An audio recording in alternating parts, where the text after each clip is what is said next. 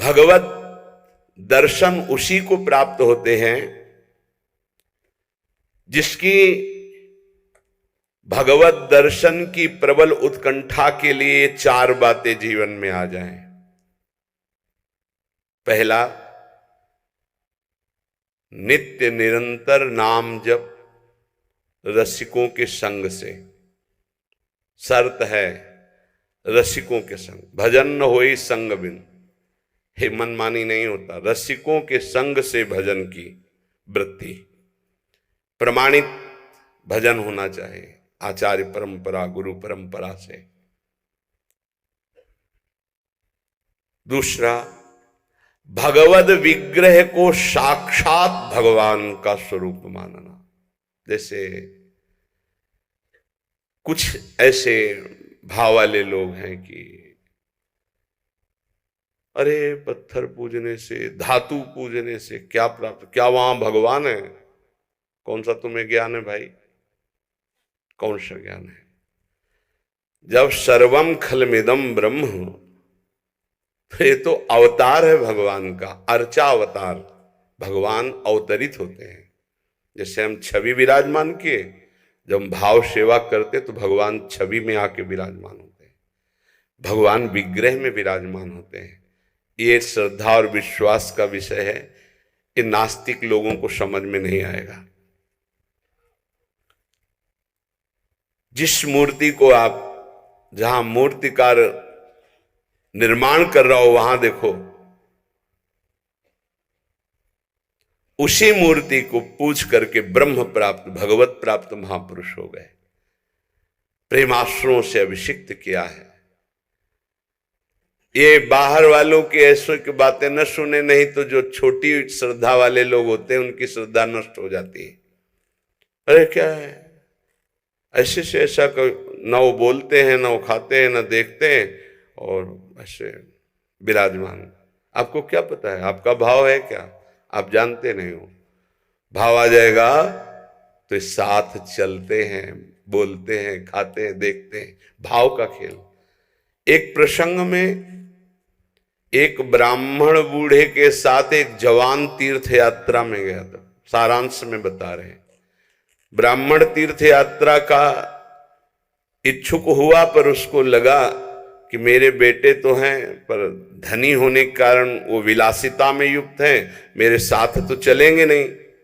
अगर कोई जवान आदमी मिल जाए, मुझे तीर्थ यात्रा करवाए, उसे कुछ भेंट पूजा दे देंगे। तो एक गरीब ब्राह्मण का जवान लड़का था, बात की तो उसने कहा हमारा भी सौभाग्य होगा कि तीर्थ यात्रा होगी और आप हमारे पिता तुल्य, आपकी सेवा होगी। समस्त तीर्थों में भ्रमण कराया। जब वृंदावन आए तो बहुत सेवा उसने की। उसका मन बहुत प्रसन्न हो गया। धनी का वृद्ध था तो गोपाल जी के दर्शन कर रहा था। उसने कहा वृंदावन को साक्षी करके, गोपाल जी महाराज सामने हैं, मैं बहुत प्रसन्न हुआ तुम्हारे ऊपर, तुमने इतनी सेवा की। एक बेटी ब्याह योग्य है, मैं तुम्हें ब्याह करवा दूंगा अपनी बेटी से। तो कहा देखो हमने तो नहीं कहा, तुमने कहा है ना, इस बात को ध्यान रखना, वहां जाके भूल मत जाना। ऐसा ही हुआ। सारांश में बताया। वो जब गांव पहुंचा तो वृद्ध की हिम्मत नहीं हुई अपने धनी बेटों से कह दे कि बहन का ब्याह उस गरीब के साथ कर दो। काफी दिन हो गए, कोई चर्चा नहीं, तो ब्याह की बात थी। उस गरीब ब्राह्मण ने जाके कहा बूढ़े ब्राह्मण से कि आपने कहा था भगवान के सामने कि अपनी बेटी का ब्याह तुम्हारे साथ कर देंगे। तो जवान बेटों के भय से उसने कहा मुझे याद नहीं ऐसा कुछ। भाई याद नहीं? तुमने भगवान के सामने कहा था और कह रहे हो याद नहीं। तो बेटों ने कहा कि चलो भागो यहां से। भगवान के सामने कहा बुलाओ भगवान को, अगर साक्षी दे देंगे तो हम बहन का ब्याह कर देंगे। बोले पक्का? तो उनको पता था कि मूर्ति कोई बोलती थोड़ी, चलती थोड़ी। तो उनका हाँ पक्का। बोले पंचों के बीच में बोल दो। पहले गांव में पंचायत होती थी पिंड छुटाने के लिए कि अतरे दिन ये परेशान करेगा। तो उन्होंने कहा पंचों के सामने यदि ठाकुर जी आके गवाही दे दे तो ब्याह करवा देंगे। ओ गरीब आदमी जो कुछ था बेचा फिर वृंदावन आया, ठाकुर जी गोपाल जी से कहा कि महाराज आपके सामने हमारे ब्याह की बात कही थी इस वृद्ध ब्राह्मण ने, आपको गवाही देना पड़ेगा तब हमारा ब्याह होगा। हाँ, कौन सुने। समय हुआ, ठाकुर जी का शयन भोग लगा, पट बंद हो गए, वो बैठे ही रहे बाहर। वाह गोपाल जी महाराज, आप जब बोलोगे तभी हमारा ब्याह होगा और हम तभी यहां से जाएंगे जब आपको साक्षी दे। सब चले गए थे वो अकेले, उसको विश्वास था भगवान है। अंदर से आवाज आई, मूर्ति कहीं चलती है क्या कि चलकर साक्षी दे। बोले महाराज मूर्ति बोलती थोड़ी है, आपने बोला ना तो आओ निकल के बाहर। अब उनके लिए कोई पर्दा है क्या? ललित त्रिभंगी वैसे। बोले देखो यार, अब तुम्हारे प्रेम के कारण हम बाहर तो निकल आए, तुम उसको यहीं बुला दो, हम यहीं साक्षी। बोले महाराज वो नहीं आएगा, हमारा ब्याह रुक जाएगा, आपको चलना पड़ेगा। बोले चल तो देंगे, लेकिन देखो हम वृंदावन के ठाकुर हैं, हमको तो अच्छा अच्छा माखन मिश्री और सब भगवान ने बहानेबाजी। बोले महाराज हमें पता था कि आप भोग राग के लिए कहोगे, तो हमारे पास जो संपत्ति थी बेच के आए, खूब खवाते पियाते चलेंगे महाराज। बोले चलो अच्छा, देखो दृढ़ विश्वास। बोले महाराज हम जानेंगे कैसे कि आप आ रहे हो? बोले मेरे नूपुरों की ध्वनि सुनाई देगी, और देखो लौट कर जहां देख लोगे उससे आगे फिर हम नहीं जाएंगे। ठीक है महाराज, जब भोग लगाने का समय आएगा तो हम बोल देंगे, तब तुम हमारा भोग लगाना, और जब हम चलेंगे तो लौट कर पीछे नहीं देखोगे। ठीक है महाराज। अपने प्रांत पहुंचे, उड़ीसा प्रांत। गांव जब नजदीक रह गया तो सोचा मुड़ के तो देखे, केवल पायले धुनी है, ठाकुर जी भी है। मुड़ के देखा तो श्याम घन साक्षात प्रभु। प्रभु ने कहा देखो तुमने वादा तोड़ दिया, अब हम यहां से नहीं जाएंगे। बोले महाराज अब तो कोई बात नहीं। गांव में दौड़ के गया, गोपाल जी आए, प्रभु आए साक्षी देने के लिए मेरे ब्याह के लिए। पूरा नगर दौड़ पड़ा, पंचायत के सब ने देखा प्रभु विराजमान। अब किसी की हिम्मत थोड़ी थी कि पूछ ले, जबरदस्ती उस बुड्ढे से कहा ब्याह करो भगवान वृंदावन से साक्षी। आज भी साक्षी गोपाल के रूप में भगवान विराजमान। क्या हुआ? जिसे तुम मूर्ति समझते वो चल के उड़ीसा तक गए और गवाही दी। विट्ठल भगवान बातचीत करते थे तुकाराम जी से, नामदेव जी से, इन बड़े बड़े संतों से। हरिवंश महाप्रभु, सेवक जी महाराज, बनचंद महाप्रभु तक बातचीत करते थे राधा वल्लभ लाल जी। प्रगट में एक बार मोहन चंद जो महाराज महाप्रभु के सबसे छोटे लाडले पुत्र थे, महाप्रभु राधा वल्लभ जी की सेवा परिचर्या में थे, तो एक पात्र कटोरा था राधा वल्लभ जी की सेवा का, उसमें चरण छू गया श्री मोहन चंद जी का। महाप्रभु ने एक शपथ मारी, प्रभु के पात्रों को ऐसे। राधा वल्लभ जी के जब पत्रावली कर रहे थे तो कपोल में अंगुली बनी, तो उनका जय जय आप। तो बोले मोहन चंद के रूप में मैं ही तो अब खेल रहा हूं अपने पात्र, तुमने वहां मारा मुझे देखो लगा। महाप्रभु ने कहा क्षमा कीजिए प्रभु, ऐसी तन्मयता मोहन चंद जी की आप में है, ये मुझे पता नहीं था। ऐसा महाप्रभु से बात, स्वामी जी से, बिहारी देव जी से, बिहारी जी बात करते थे। आज भी महापुरुषों से प्रभु बात कर। ये केवल मूर्ति छवि का विषय नहीं होता। ये अज्ञानी जीव जो हैं ये केवल तर्क विवाद में फंसे रहते। श्रद्धा में तर्क विवाद नहीं होता। ये तर्क विवाद जहां होने लगे, ऐसी कोई वार्ता होने लगे, श्रद्धालु उपासक को बिल्कुल हट जाना चाहिए।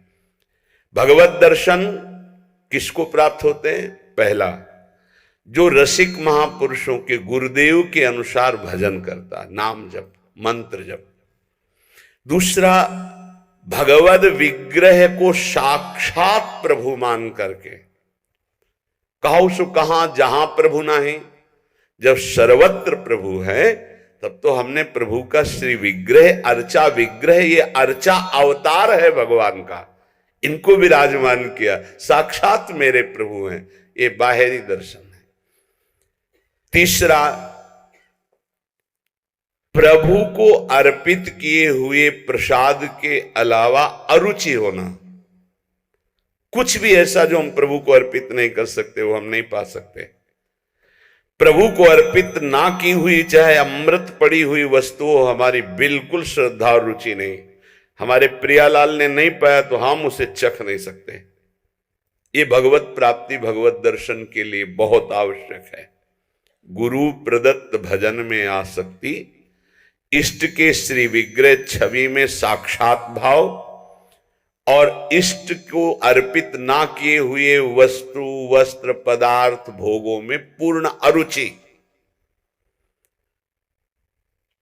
कई बार हमने ऐसे संतों को देखा जो अमनिया जैसे पा लीजिए, नहीं अमनिया है ना, हम अपने ठाकुर को भोग लगा के पाएंगे, या आप अपनी श्री जी को भोग लगा दीजिए तो पालेंगे, अन्यथा नहीं। अमनिया नहीं, अमनिया माला, पत्र, पुष्प, सुगंधित कुछ भी नहीं। हमारा जीवन प्रसादी हो जाना चाहिए। ये बहुत ध्यान से अपनी दिनचर्या में देखिए कि कभी अमनिया मत पाइए। चौथा, सहनशील। ये बहुत आवश्यक है। बहुत सहनशील उपासक को होना चाहिए। जितना सहोगे उतनी भक्ति प्रकाशित होगी। सहत सहत बाढ़े भगति, गृह तनु गुरु हितगार। गुरुदेव को समर्पित जीवन और सहनशीलता, निश्चित भगवत दर्शन। 4 बातों से निश्चित भगवत दर्शन हो जाता है। ये बहुत खास बात है जिसको धारण करना बहुत कठिन है, पर गुरु कृपा पात्र बहुत सरल ढंग से इसे निर्वाह कर ले जाता है। क्या? किसी से मतलब नहीं। इस मार्ग के उपासक किसी से मतलब नहीं। पहले तो कहा पीछे वाले में कि जो विषयी पुरुषों का समूह है उनके संग से भयभीत रहे, कभी संग न करे। अब आगे वाले में महान संगा नाम किसका ये स्वरूप होता है? बोले जो वह तो महताम श्री पद रज, महापुरुषों की चरण रज से जिसका शरीर अभिषिक्त है और माथे पे जिसकी चरण रज विराजमान है, गुरुजनों की, संतों की, रसिकों की, वो महान संगानाम सहज मधुरात्म प्रिय कथा। वो निसंग ही नहीं, महान निसंगानाम, जागृत स्वप्न सुषुप्ति कभी भी कहीं भी उसका किसी से संबंध नहीं है, शरीर से भी नहीं। क्योंकि महान संगानाम तभी हो सकता है, शरीर से भी नहीं। ये ज्ञानी जीव जानते नहीं। कहते हैं शरीर तो यहां छूट जाता है, फिर गति किसकी होती है? भगवत प्राप्त। शरीर तो एक कपड़ा है, समझते नहीं हो। इसके नीचे एक कपड़ा है, सूक्ष्म शरीर, उसके नीचे एक है कारण शरीर। आप पहनने वाले हो, ये आपके कपड़े हैं। एक छूटता है सिर्फ स्थूल शरीर, सूक्ष्म शरीर और कारण शरीर को लेकर के बार बार जन्म मरण होता रहता है, कपड़े बदलते रहते हैं। और जो जीवन मुक्त हो गया तो तीनों शरीरों का संबंध खत्म, और दिव्य चिन्मय चिदानंदमय शरीर को, भाव देह को प्राप्त करके चिन्मय धाम में, चिन्मय लीला में, चिन्मय प्रिया प्रीतम के समीप हो जाता है। वो महान संगानाम, साधक का स्वभाव ऊपरी बड़ा ही रुक्ष होना चाहिए। साधक का रुक्ष, सबको ये लगना चाहिए कि बड़ा बेरुखा आदमी है ये, बच जाओगे। गोस्वामी जी ने भी लिखा है, गिरा अरथ जल बीच सम, कहियत भिन्न न भिन्न, बंदों सीता राम पद, जिन्हि परम प्रिय खिन्न। खिन्न मानसा, किसी से कोई संबंध नहीं। कोई बात करे तो उदासीन होकर बात करे, उसको रस न मिल पावे। उसको प्रियता समझ में ना पावे। साधक की बात कह रहा हूं, आगे चल के तो सब जीवन शो प्रीति रीति निभात आपनी, वो स्थिति आ जाती है। पर साधक को चाहिए वो अपना बाहरी स्वभाव उदासीन रखे, खिन्न रखे। ये हर समय भौं चढ़ा के बात करते हैं, इनका तो कोई प्रेमवादी से लगना चाहिए। मुस्कुरा करके बात करना, ये आगे चलकर आता है। हंसी बोले बहुमान दे, बहुमान किसको दे रहा? आराध्य देव को। वो हंस किससे रहा? आराध्य देव से। साधक की हर समय स्थिति ऐसी नहीं होती, इसलिए उदासीन अति रही गोसाई। पूज्य श्री गोस्वामी जी महाराज कहते हैं साधक को उदासीन रहना चाहिए, बाहर से गंभीर, हंसी मजाक बातचीत गंभीर। सत्य बात तुम्हें बता दे, स्वीकार करो ना स्वीकार करो, आगे चलती है। उदासीनता, गंभीरता, खिन्नता ये साधक के स्वभाव में होनी चाहिए। बहुत मिलनुआ स्वभाव, हंसकर बात करना, ये आगे चलकर, अभी नहीं। उसको दबाओ उस वृत्ति को। बगल से कोई निकल गया, आपको राधे श्याम कहने की स्मृति उससे नहीं आनी चाहिए। कौन निकला आपको पता नहीं। दर्शन कर रहे हैं, कभी कभी ये भी पता नहीं चलता कि प्रभु पोशाक कौन धारण किए। अगर नेत्र में नेत्र मिले तो 1 घंटा दर्शन हुआ तो केवल नेत्रों का ही दर्शन हुआ। पत्रावली कपोल में कैसी बनी ये भी याद नहीं रहा। ऐसी होती एकाग्रता। सत्संग सुनने गए तो सिर्फ वक्ता की मुखाकृति और वचन, आप बैठे आसपास, आपके कौन बैठा आपको कोई परिचय नहीं। ऐसी महानिसंगता उपासक को चाहिए। ये कब आती है? जैसे जड़ भरत जी रहुगण को कहा कि महापुरुषों की चरण रज से अभिषिक्त होने पर ही ये ब्रह्मबोध होता है। प्रहलाद जी ने कहा निष्किंचना नाम न वृणीत यावत, जब तक निष्किंचन महापुरुषों की चरण रज नहीं लगेगी तब तक ऐसी निष्ठा नहीं होती जैसी मेरी है। शिरो में शोल्लासम महत महताम सी पद रजा। ये महत पद रज कहां मिलेगी? हर कण वृंदावन का ये महापुरुषों की चरण रज, प्रियाजू की चरण रज महापुरुषों के आंसुओं से भींगा हुआ है। जहां की भी रज मिले उसे अपने धरोहर के रूप में, संपत्ति के रूप में, जैसे बहुत बड़ी क्या धरोहर, ये प्रिया प्रीतम की संपत्ति, प्रेम संपत्ति प्रदान करने वाली, इसे आप लगाओगे तो आप सुरक्षित हो जाओगे। ये कवच है। कई बार शास्त्रों बारे चर्चा हुई है, पर बड़े भाग्यशाली साधक उपासक उपासिका होंगी जो इस बात को स्वीकार किए हैं कि रोज स्नान के बाद शरीर में रज लगाते हैं। ना करते हो तो फिर सुन लो, तुम्हारे हृदय को ये विकार तब तक जलाएंगे जब तक प्रेम रस के योग्य नहीं हो जाएगा। उस जलन को सहने के लिए ये सद्यो वशीकरण चूर्ण मनंत शक्तिम तम राधिका चरण रेणु मनुष्मरामी। ये श्री जी की चरण रज है जो आपको संभालेगी, कवच का काम करेगी। आपके शरीर में चरण रज लगी रहनी चाहिए। बिल्कुल मान लीजिए, अगर ये मान लोगे तो बहुत बड़ी वस्तु आपको प्राप्त होगी। शरीर में वृंदावन की रज लगी है, शरीर छूट जाए तो भगवत प्राप्ति हो जाएगी। मान लीजिए, बहुत बड़ी बात है। धन्य है वो उपासक जो रजोपसेवी है, रज लगाते हैं। एक ब्रजवासी आए, उन्होंने प्रश्न किया कि आपके जुगल उपासना में तो काली बिंदी लगती है, आप क्यों नहीं लगाते हैं? श्री कहते हैं उसे, काली बिंदी और सिंदूर की बिंदी। पूज्य श्री सदगुरुदेव भगवान ने आदेश किया, त्रिपुंड लगाते थे जब शरणागति का, कि हम आचार्य आज्ञा से चलते हैं। आचार्य ने पत्र में लिखा था, वृंदावन रजोप सेवी जोरी सुमिरन बाचनो, वृंदावन नित्य विहार चंदन लेनो। तो रजोप सेवी जोरी है तो रज का तिलक है, और बिहार चंदन जो प्रसादी है वो ये लगा है। बस वो कोई वृंदावन की वस्तु नहीं है जो काली टिक्की है। ये वृंदावन की रज और वृंदावनेश्वरी का प्रसादी चंदन, इसके सिवा तो ब्रह्मा जी भी आकर कहें तो हमारी समझ में नहीं आएगा, क्योंकि गुरु के वाक्य के आगे किसी का नहीं। वृंदावन रजरानी, वृंदावन वृंदावनेश्वरी, इनमें हमारी अनन्य आसक्ति हो जाए। जो लगाते हैं उनको प्रणाम है, पर हमारी गुरु आज्ञा है।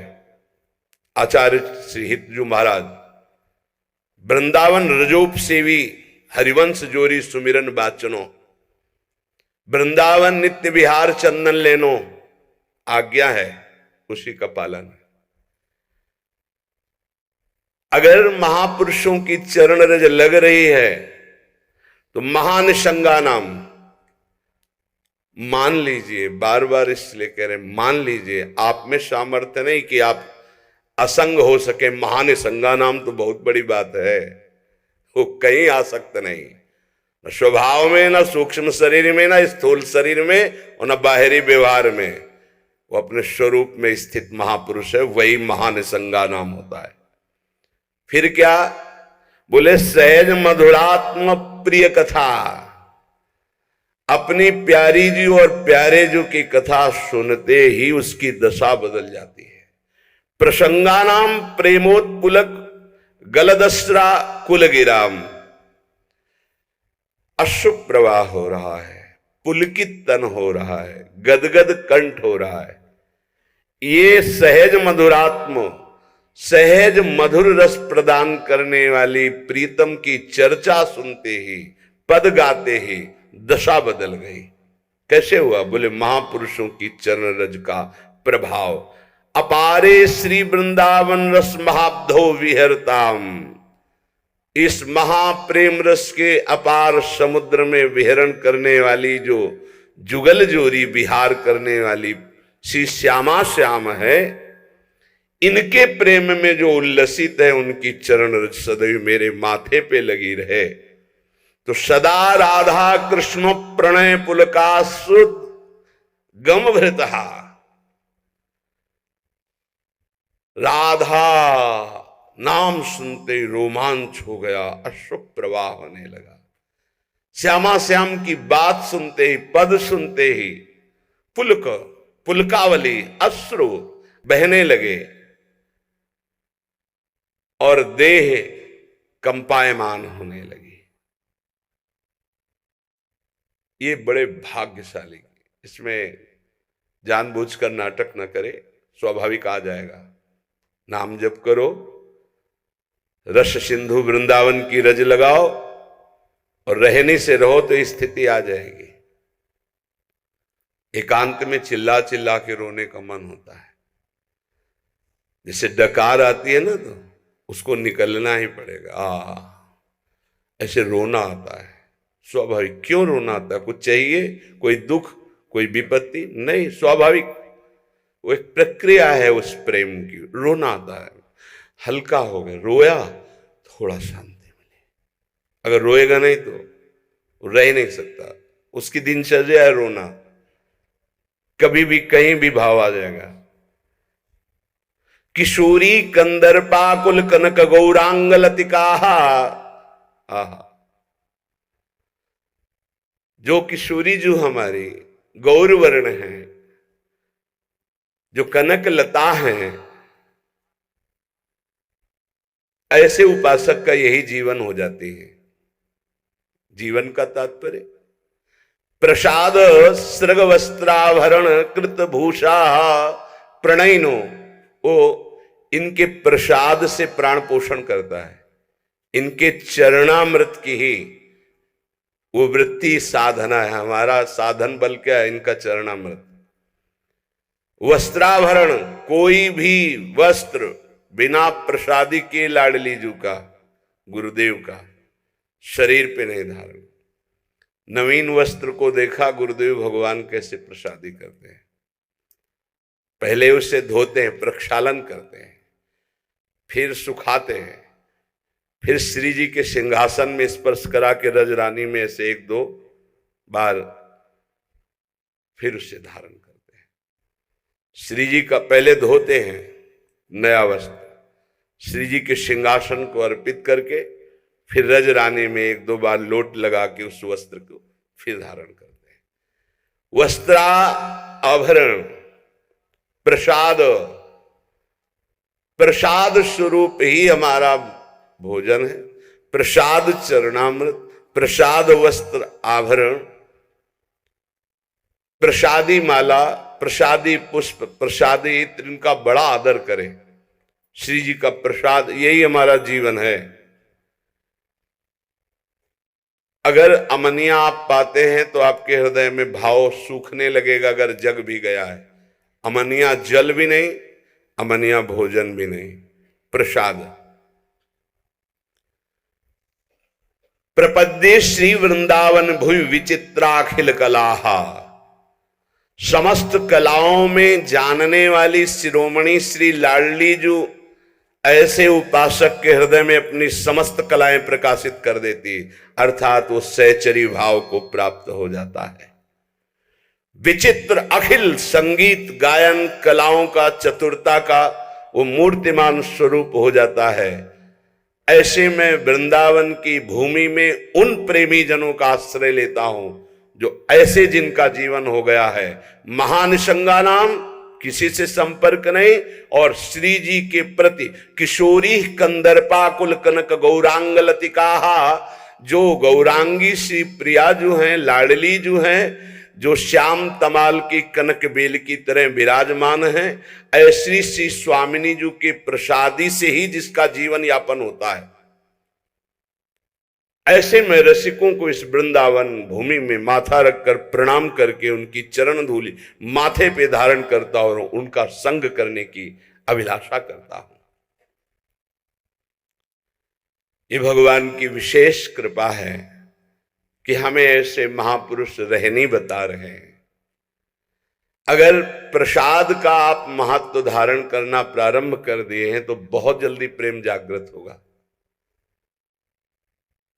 प्रसाद पर प्रसाद बुद्धि रखिए, राग द्वेष उस पर न रखिए। ये पदार्थ नहीं पाना है, ये पदार्थ अनुकूल है।